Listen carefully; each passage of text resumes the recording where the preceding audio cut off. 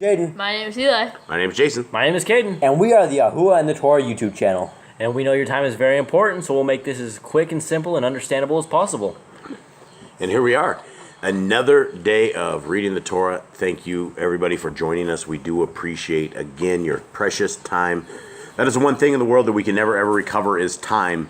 And that is always what I'm encouraging these boys not to waste, is their precious time. And we only have a limited amount of time before, I believe, the forces of darkness overtake us, or our Messiah is able to come back and deliver us from this. But I don't know if it's only me that has noticed that Cobra Commander has taken over the world. And if you hear that in the background, that's thunder. And so hopefully we don't have any rain, because if the rain comes on our little tin roof, there's no way you're going to be able to hear us. The video will be cut short. The video will be cut short. So much love to everybody out there. And so let's go over real quickly what we did yesterday. Because we found two more commands that were in Genesis 35, but they were repeats of the previous. So if you guys look under Commandment 1 and Commandment 2, be fruitful has Genesis 35:11. The second part here, and Elohim said unto him, I am El Shaddai, be fruitful and multiply. A nation and a company of nations shall be of you, and kings shall come out of your loins. All right, so let me do this. And there was Fearmonger. Hello, Fearmonger. Okay, and so here is the other one, which it is the same. And so instead of us adding multiple commands, it is all the same command. So, I mean, we could go down here and add it as 15 and 16, like our friends the Jews do, but they're just adding to it. So it's all the same stuff. So let's begin, and we are on Genesis 36. 36. And everyone's doing all right out there? Yep. Our virtual family, you guys are all doing well, I hope. We pray. Okay, Genesis 36. Now these are the generations of Esau, who is Edom.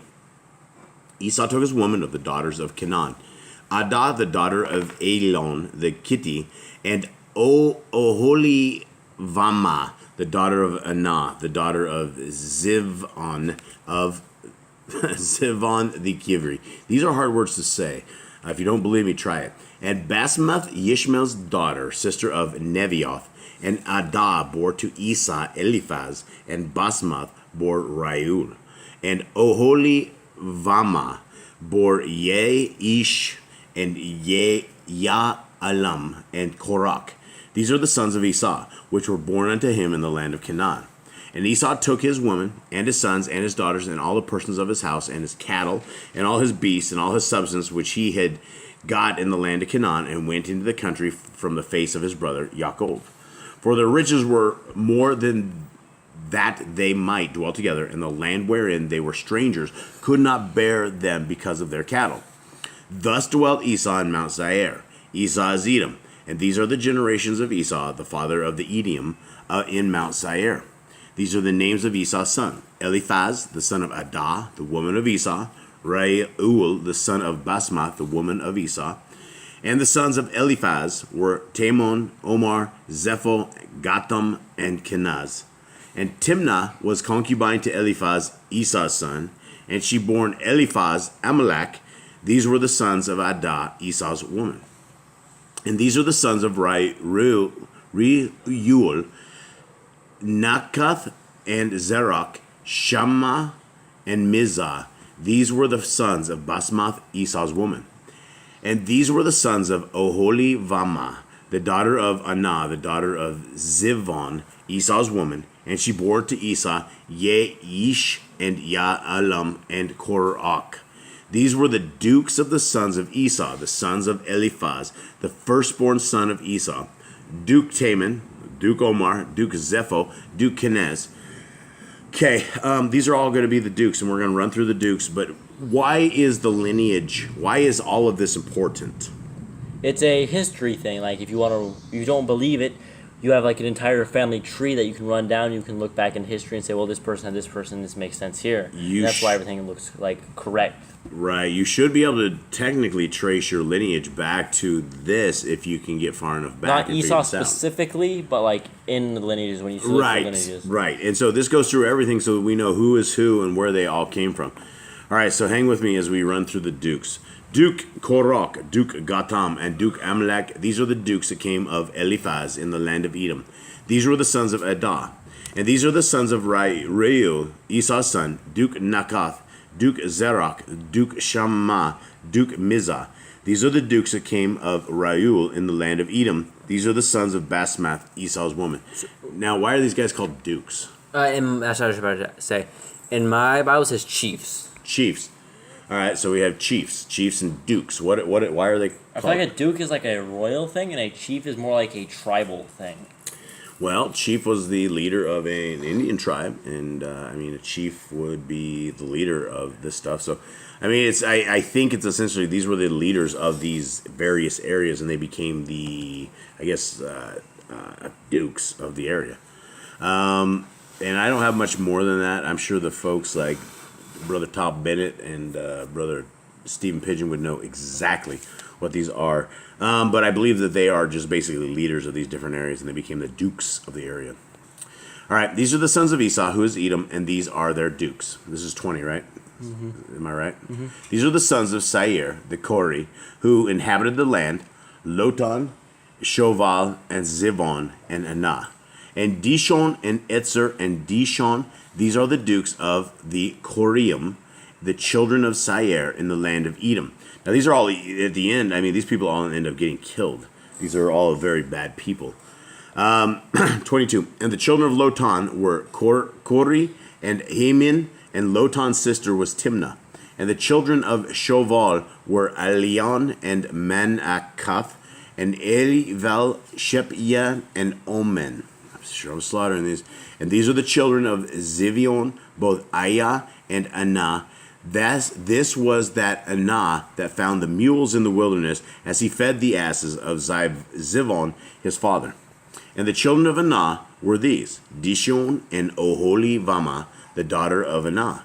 These are the children of Dishon, Himdan and Ishban and Yithran and Cheran, I believe is how you say that. The children of Etzer are these, Bilhan and Zaavan and Akan. The children of Dishon are these, Uts and Aran. And guys, sometimes this reading is very dry. Sometimes this stuff doesn't seem like it leads to anything. But rest assured, it always does lead to something. And, they're setting up for a long journey that we're about to see these folks undertake. So verse 30. Duke Dishon, Duke Etzer, Duke Dishan. This looks like the same thing. No, Dishon was the first one. Dishan was the second. These are the dukes that came of Chori among their dukes in the land of Seir. I think I'm saying that right. Let me see this. Yeah, so it's Kori. Kori, it's a cave dweller. And these are the kings that reigned in the land of Edom before there reigned any king over the children of Yashrael. And Bela, the son of Beor, reigned in Edom, and the name of his city was Dinhabah. And Bela died, and Yovav, the son of Zerach of Botzrah, reigned in his stead. And Yovav died, and Chusham, I think I'm saying that right. It's Chushom. It wasn't even close. Chushom of the land of Temani reigned in his stead. And Chusham died, and Hadad, the son of Bedad, who smote Midian in the field of Moab, reigned in his stead, and the name of his city was Aveah. And Hadad died, and Samlah of Masrekah reigned in his stead. And Samlah died, and Shaul of Rechoboth by the river reigned in his stead. And Shaul died, and Baal and how do you say this again? Kanon, the son of Akbor, reigned in his stead. And Baal Kanon, the son of Akbor, died, and Hadar reigned in his stead. And the name of his city was Pa'u. What's it say in the Holy Scriptures? Pa'u. P-A-U. P-A-U, that's what it says here. And his woman's name was how do you say this? Mehetivol? Mehetivol. Yeah, Mehetivol. Mehetivol, the daughter of Metred, the daughter of Mezav. And these are the names of the dukes that came of Esau, according to their families, after their places by their names: Duke Timnah, Duke Alayah, Duke Yetheth, Duke Oholivama, Duke Elah, Duke Pinon, I think I missed that. That's Pinon. Pinon is how you say that. It actually says Pinon. Duke Kenez, Duke Taman, Duke Mivstar, Duke Magdiel, Duke Ivram. These be the dukes of Edom, according to their habitations in the land of their possession.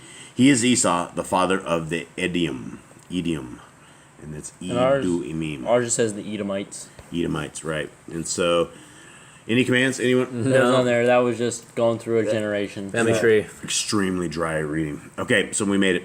Let's go in 37. And Yaakov dwelt in the land wherein his father was a stranger, in the land of Canaan.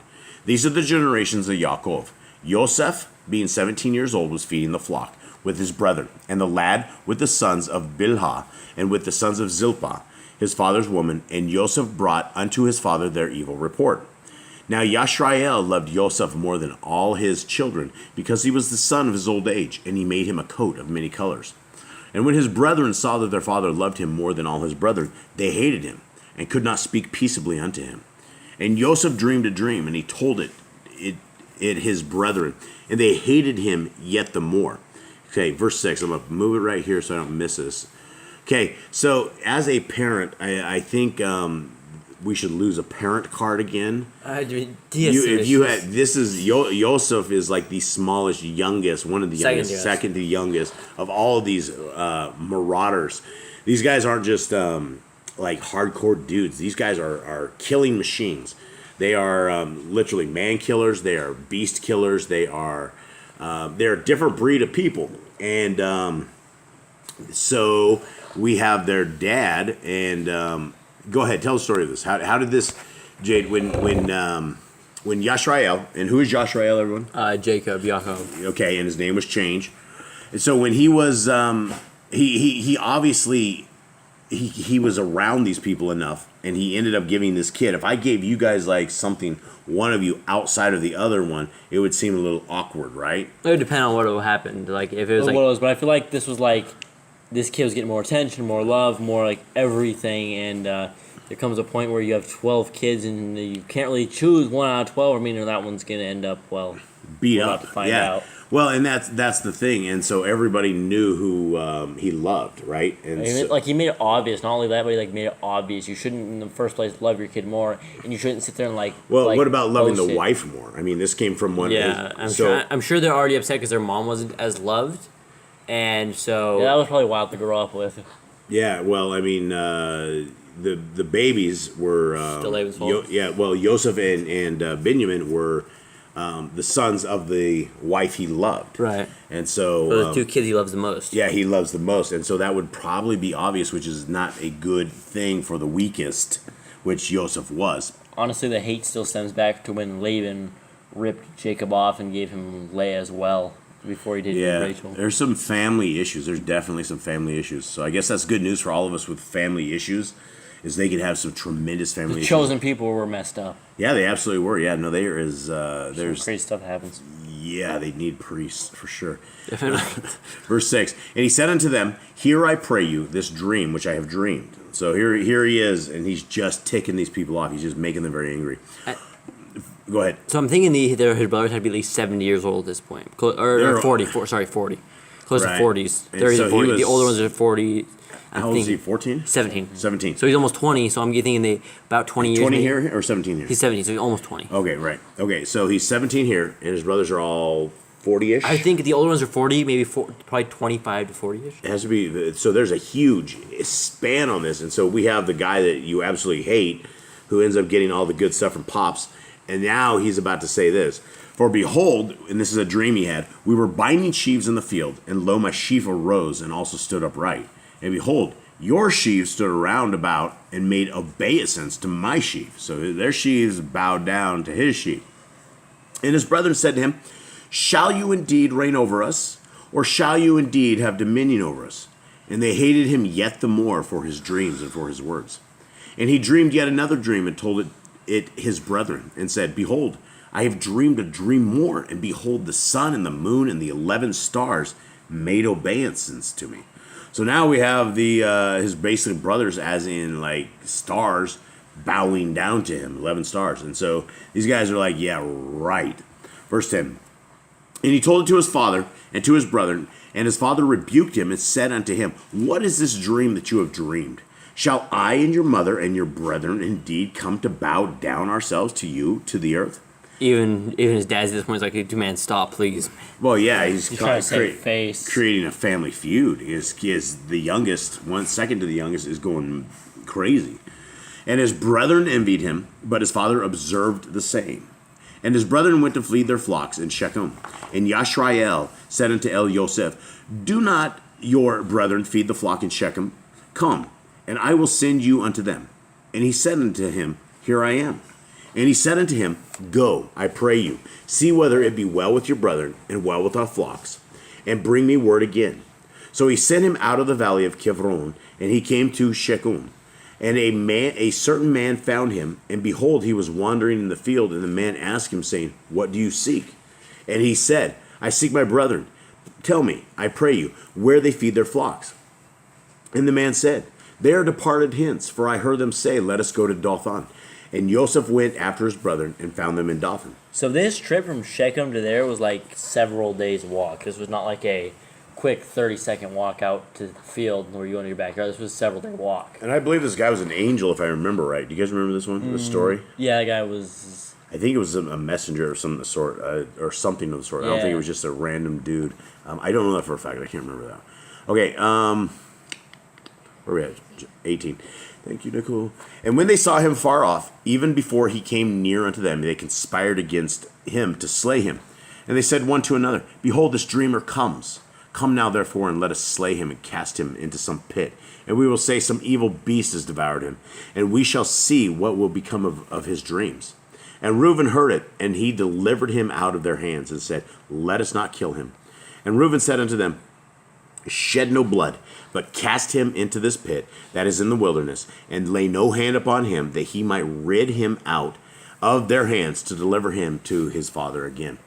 And it came to pass, so there's one brother out of all of them. The oldest, and he was like, oh boy, this isn't going to go down well. I mean, he probably couldn't do much because there's like 10 of them against him. Yeah, they're all wild and rowdy. I mean, these guys are wild children. I mean, these people take on cities by themselves. Yeah, they're killers. I mean, these guys are literally slaughtering killers.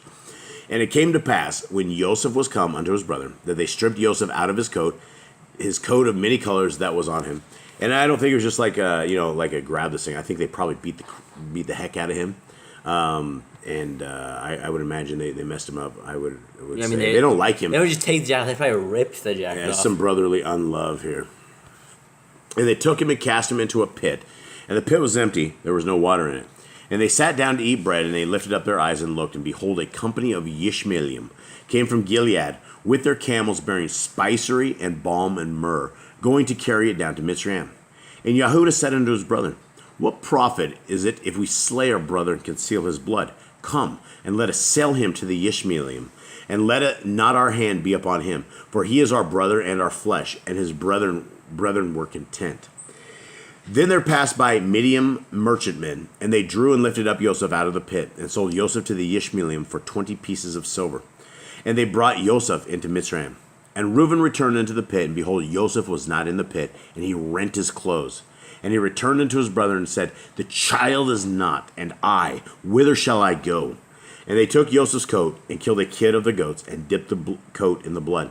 And they sent the coat of many colors, and they brought it to their father, and said, This have we found. Now know whether it be your son's coat or no. And he knew it, and said, It is my son's coat. An evil beast has devoured him. Joseph is without, double rent in pieces. And Yaakov rent his clothes, and put sackcloth upon his loins, and mourned for his son many days. And all his sons and all his daughters rose up to comfort him. But he refused to be comforted, and he said, For I will go down into Sheol unto my son mourning. Thus his father wept for him. And Midian sold him into Mitzrayim unto Potiphar, an officer of Pharaoh's and captain of the guard. All right, so anyone else have anything extracurricular from the other books? Yeah, so Reuben actually left. I don't know where he left. He left for quite a while, and then his trip down to Mitzrayim was really cool because he was bawling, basically. I mean, you probably would be if your brothers just sold you to slavery. And you're talking about Joseph bawling. Joseph was bawling. Right, not Reuben. No, Reuben was not bawling. And he ended up where his mother was buried, and his mother talked to him from the grave, saying, It's all right, Yah has a plan for you, be strong, it's going to be all right. Yeah, the Ishmaelite guys, they beat the snot out of him. Yeah. And so they there's like the accounts of him were getting beat up and crying a lot, and just he was the weaker of the dudes. But Potiphar takes really good care of him. So yes. For a while. Oh, you're breaking your what is that? Spoilers.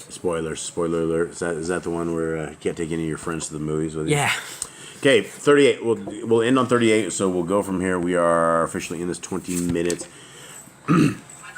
And it came to pass at that time that Yahudah went down from his brother and turned into a certain Adolami. I remember this chapter. And so Adulami, it's a native of Adullam. Okay, whose name was, I don't want to slaughter. Yeah, it's Hara. Kira. And Yahudah saw there a daughter of a certain Kinani, whose name was Shurak. And he took her and went in unto her. And she conceived and bore a son, and he called his name Er. And she conceived again and bore a son, and she called his name Onan. And she yet again conceived and bore a son, and called his name Shalak.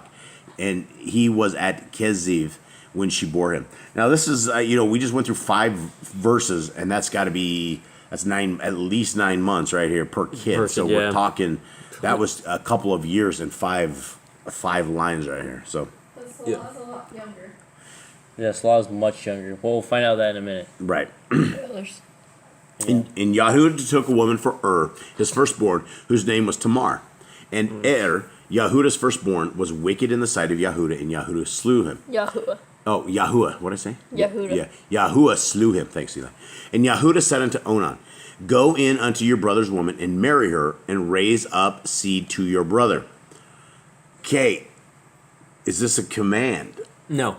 We learn about it later, but no, he just commanded his son to do something. Why is he commanding his son to do this? Because I feel like they had a command before. Like I feel like they had a Torah before, and when they went down to Mitzrayim, they lost that Torah, so they had to reinstate it. So it's like when Yeshua came back, they had like the 3rd renewal of this. Well, covenant. when Moshe comes, what is the law? If you have a woman and your brother dies, if your brother who is married dies and does not have any child. children, then you must raise up an heir for your brother. right? And so that, I guess we won't put this in as a command now, but I mean, this is a command. We put like a reference to, like references where it happened in the Bible or something. Maybe. Yeah, because the command will be coming up at some point, and so wherever this command is where it is. So 10, is that where we're at? We are. You said go in? Yes. Okay. No, 9. 9. And Onan knew that the seed should not be his, and it came to pass when he went in unto his brother's woman that he spilled it on the ground, lest he should give seed to his brother. Gentlemen. And the thing which he did displeased Yahuwah, wherefore he slew him also. Next. I got nothing, Okay. man. Well, he basically was like, I don't know, like an evil dude. Like he didn't want to like honor his death of his brother or something. Why wouldn't you want to do this? Okay, so I mean, here's the command: is if you guys all got married and one of you died, would you childless? Would you raise up your? Would you follow? I mean, Torah? it's a command to.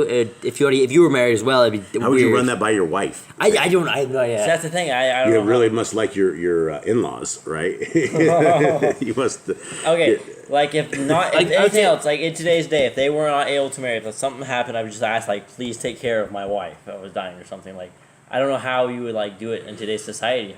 What do you mean? How to do it in today's society? So the bottom line think is, would you follow Yah's commandment and take your brother's? I would, yeah. Would you take your brother's wife in? And the thing is, the parents, or everyone in this little area would have to be Torah keepers. They have to understand this. If not, it'd be completely wild. Yeah, and I mean, I guess necessarily you wouldn't have to like. I mean, you're supposed to marry her. You're supposed to like have multiple wives, and so that would. Multiple wives, not Maybe one of us gets married and the other one doesn't get married for like a solid 5 to 8 years, just in case something happens. Just in case. Well, you guys better choose. This is going nowhere. I shouldn't even go. All right, so I was gonna say, man, make sure it's a woman you both like for sure. This is absolutely terrible. All right. Okay, so continue on. the bottom line is, are you guys going to take in? Yes. I would have to say yes. Okay. Obedience to the Torah, yeah. Okay. Hopefully, if kids, you better. Well, so when you guys do find a wife, you're gonna have to explain this stuff to her. So look, if he dies, I gotta take her as well. Can we somehow settle on this? This is never gonna go well ever. I can just tell you this. Okay. I don't know how it goes down. All right. Where are we at? 10. 10. And the thing which he did displeased Yahuwah, wherefore he slew him also. So we have 2 kids just got smoted. Dead. Then said Yahudah to Tamar, his daughter-in-law, remain a widow at your father's house till Shalach, my son, be grown. For he said, lest perchance he die also, as his brethren did. And Tamar went and dwelt in her father's house. Okay, so we have a woman that is basically, she's keeping, why did she go back to her father's house? I mean, this is because according to the Torah, which obviously they had a Torah before, if a widow did not have any relatives or someone to take, she would return to his father's house until she either marry again or just live in the priestly house where she would eat the priestly food. Right. Okay. If she did not have a child. All right. Yes. And Tamar went and dwelled in her father's house. And in process, 12, and in process of time, the daughter of Shuach, Yahudah's woman, died, and Yahudah was comforted, and went up unto his sheep bearers to Timnath, and he and his friend Kira, and Adulami. And it was told Tamar, saying, behold, your father-in-law goes up to Timnath to shear his sheep. And this is where things get jiggy. And she put her widow's garment off from her, and covered her with a veil, and wrapped herself, and sat in an open place, which is, by the way, to Timnah. For she saw that Shalach was grown, and she was not given unto him to be his woman. When Yahudah saw her, he thought her to be a harlot, because she had covered her face. So this is very interesting. Is this guy just about to break Torah? This guy's about to do some wickedness. His wife's dead, though. This is some wickedness. This is all the way around. He's not keeping his promises. He's not doing... Okay. All right, hold on. Let's read it. We'll break this down in a moment. All right, so when Yahudah saw her, verse 15, he thought her to be a harlot because she had covered her face, and he turned unto her by the way and said, Go to, I pray you, let me come in unto you, for he knew not that she was his daughter-in-law. And she said, What will you give me, that you may come in unto me? And he said, I will send you a kid from the flock. And she said, Will you give me a pledge till you send it? And he said, What pledge shall I give you? And she said, Your signet and your bracelets and your staff that is in your hand. No problem. He just gave it up. And he gave it to her, and came in unto her, and she conceived by him. And she arose and went away, and laid by her veil from her, and put on the garments of her widowhood. Very interesting. Okay, verse 20. And Yahudah sent the kid by the hand of his friend, the Adolami, to receive his pledge from the woman's hand. But he found her not. Then he asked the men of that place, saying, Where is the harlot that was openly by the wayside? And they said, There was no harlot in this place. And he returned to El Yahudah and said, I cannot find her. And also the men of the place said, There was no harlot in this place. And Yahudah said, Let her take it to her, lest we be shamed. Behold, I sent this kid, and you have not found her. And it came to pass about 3 months after that it was told Yahudah, saying, Tamar, your daughter-in-law, has played the harlot, and also, behold, she is with child by whoredom. And Yahudah said, Bring her forth, and let her be burnt. When she was brought forth, she sent to her father-in-law, saying, By the man who these are am I with child. And she said, Discern, I pray you, whose are these, the signet, and bracelets, and staff? And Yahudah acknowledged them, and said, She has been more righteous than I, because that I gave her not to Shalach my son, and he knew her again no more. And it came to pass in the time of her travail that, behold, twins were in her womb. And it came to pass, when she travailed, that the one put out his hand, and the midwife took and bound upon his hand a scarlet thread, saying, This came out first. And it came to pass that he drew back his hand, that, behold, his brother came out, and she said, How have you broken forth? This breach be upon you. Therefore his name was called Peretz. And afterward came out his brother that had the scarlet thread upon his hand, and his name called Zerach. And this is the line of Yeshua, the Messiah. This is the line of the Messiah. So it didn't actually come from, I mean, it could have, I guess it could have been worse, but it's not actually like it is inter-family, but it's not like a real daughter-in-law. It is a daughter-in-law, but it's not a daughter, right? It could be far worse. There could be like serious incest or something here.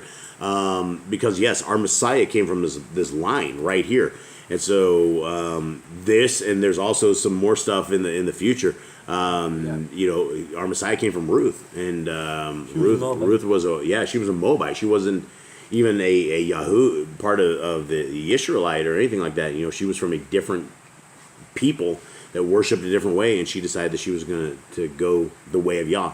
So that is it. That concludes everything. I don't think we have any commandments. Anybody? No, I got nothing. Nothing. All right, so there's another 3 chapters that we blew out today, and I guess that's that. Anyone have anything? Read your Bibles. Have a good evening. Spend some time with your family in the Word if you guys have time. Yeah, spend some time with Even your if family. you don't have time, just like open the Word, like on work during lunch break. Open your Bible. You go if you can get a Bible app on your phone. We recommend like the Blue Letter Bible if you can't afford the Sefer or something to that degree. It is great to have those on the Blue Letter Bible. You can get multiple translations and verify, see the differences. But just try and get into the Word. Try and begin to use walk. a version that works for you that you can read. And I people will slaughter it, but I like the NIV because it's really easy to read. It's riddled with translation errors, but so is the King, and so is every other version.